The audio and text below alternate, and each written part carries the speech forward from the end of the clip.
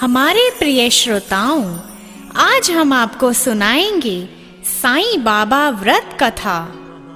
कोकिला बहन और उनके पति महेश भाई शहर में रहते थे। दोनों को एक दूसरे के प्रति प्रेम भाव था, परंतु महेश भाई का स्वभाव झगड़ालू था। अड़ोसी पड़ोसी उनके स्वभाव से परेशान थे, लेकिन कोकिला बहन बहुत ही धार्मिक स्त्री थी।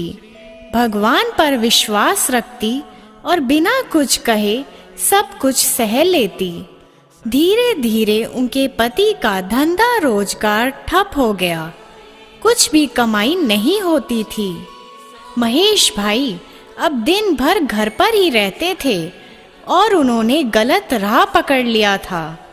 अब उनका स्वभाव पहले से भी अधिक चिड़चिड़ा हो गया था। दोपहर का समय था।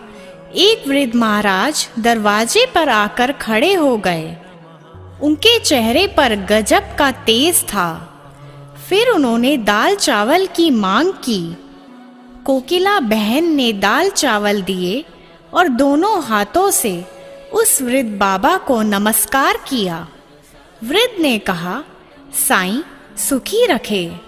कोकिला बहन ने कहा, महाराज सुख किस्मत में नहीं है, और अपने दुखी जीवन का वर्णन किया। महाराज ने श्री साईं के व्रत के बारे में बताया।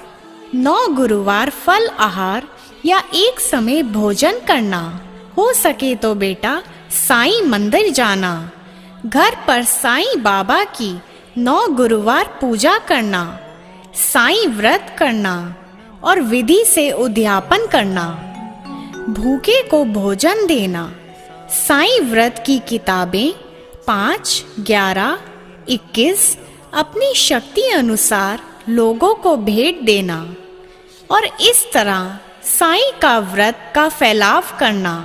साईं बाबा सबकी मनोकामना पूर्ण करते हैं, लेकिन साईं बाबा पर अटूट श्रद्धा रखनी जरूरी है।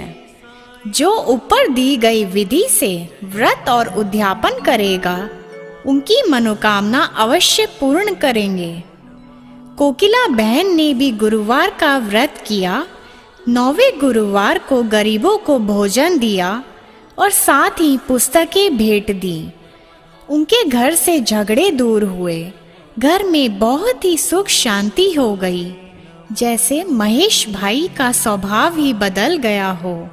उनका धंधा रोजगार फिर से चालू हो गया।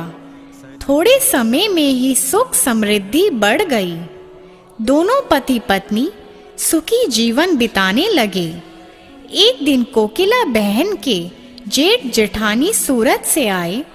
बातों बातों में उन्होंने बताया कि उनके बच्चे पढ़ाई नहीं करते, परीक्षा में फेल हो गए हैं। कोकिला बहन ने 9 गुरुवार की महिमा बताई। साईं बाबा के भक्ति से बच्चे अच्छी तरह अभ्यास कर पाएंगे, लेकिन इसके लिए साईं बाबा पर विश्वास रखना जरूरी है। साईं सबकी सहायता करते हैं। तो आइए सुनते हैं साईं बाबा की व्रत की विधि। 9 गुरुवार फल आहार करके अथवा एक समय भोजन करके यह व्रत किया जा सकता है, और 9 गुरुवार तक हो सके तो साईं मंदिर के दर्शन के लिए जाने को कहा, और यह कहा कि यह व्रत स्त्री, पुरुष या बच्चे कोई भी कर सकते हैं। 9 गुरुवार साईं फोटो की पूजा करना, फूल, दीपक, अगरबत्ती आदि करके प्रसाद चढ़ाना चाहिए और साईं बाबा का स्मरण करके आरती करनी चाहिए। साईं व्रत कथा, साईं स्मरण और साईं चालीसा का ध्यान करना चाहिए। 9वें गुरुवार को गरीबों को भोजन देना चाहिए। 9वें गुरुवार ये साईं व्रत की किताबें अपने सगे संबंधी, अड़ोसी पड़ोसी को भेंट देना चाहिए।